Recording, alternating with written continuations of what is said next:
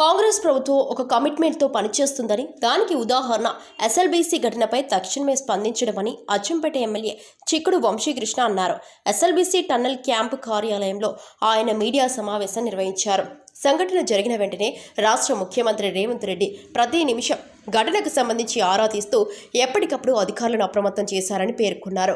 నిన్నటి నుంచి రెస్క్యూ ఆపరేషన్ను తీవ్రతను పెంచినట్లు ఆయన పేర్కొన్నారు. నీటిని బురదను బయటకు తీసే ప్రయత్నం కొనసాగుతోందని చెప్పారు.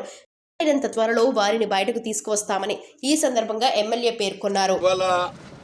SLBC Srisailam left bank canal tunnel work ఇది 22వ తారీఖు ఈ నెల 22వ తారీఖు నాడు అనుకోని సంఘటన జరిగింది.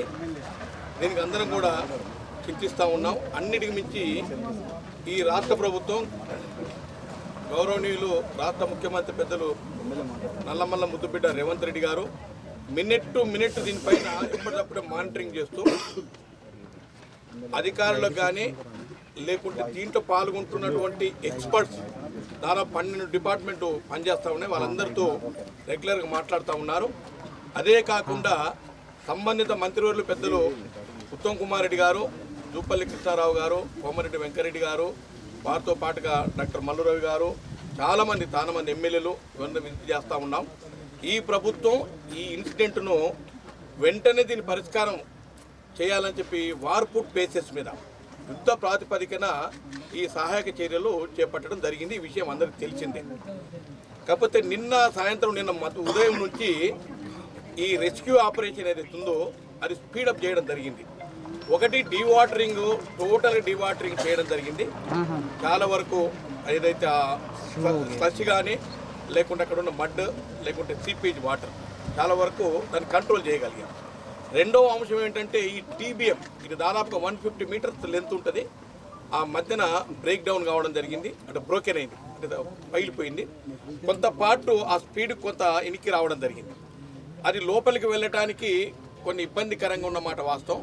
దాన్ని కూడా రాత్రి ప్లాస్మా కట్టర్స్ తోటి నిన్న సాయంత్రం నుంచి మొదలుపెట్టి రాత్రికి మొత్తం అయిపోయింది. అంటే చాలా వరకు క్లియర్ చేయడం జరిగింది. ఇంకా రెండవ అంశం ఏమిటంటే అక్కడ ఉన్నటువంటి మడ్, స్లష్, డెబ్రీస్ వాటిని క్లియరెన్స్ చేసే దాంట్లో నిన్న సాయంత్రమే వర్క్ స్టార్ట్ అయింది. అది లోకోమోటివ్ నుంచి, అంటే లోకల్ ఉన్నటువంటి అదైతే మన ట్రైన్ ఉందో దాని ద్వారా కొంత బయటకు వస్తూ ఉంది. ఇక మూడవ అంశం ఏంటంటే మనకు ఈ కన్వేయర్ బెల్ట్ ఉంటుంది. ఈ కన్వేయర్ బెల్ట్ దాదాపుగా ఒక 50 మీటర్స్ ఆ ఫ్రంట్ వివేదిస్తుందో దానికన్నా ముందే అది తెగిపోవడం జరిగింది. దాన్ని రిపేర్ ఆల్మోస్ట్ అయిపోయింది. రిపేర్ ఇంకొక 1 అవర్లో పూర్తి స్థాయిలో కన్వేయర్ బెల్ట్ కూడా పనిచేస్తుంది.